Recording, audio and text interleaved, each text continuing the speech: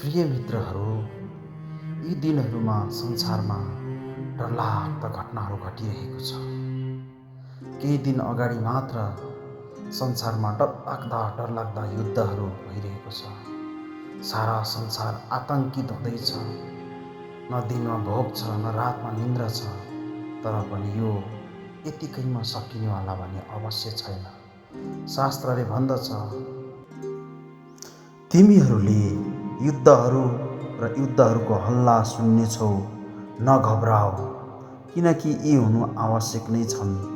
तर अन्त्य त त्यति नै बेला हुँदैन प्रियहरू, किनभने जातिहरूको विरुद्धमा जाति र राष्ट्रको विरुद्धमा राष्ट्र उठ्नेछ र ठाउँ ठाउँमा अनिकाल भूकम्पहरू जानेछ।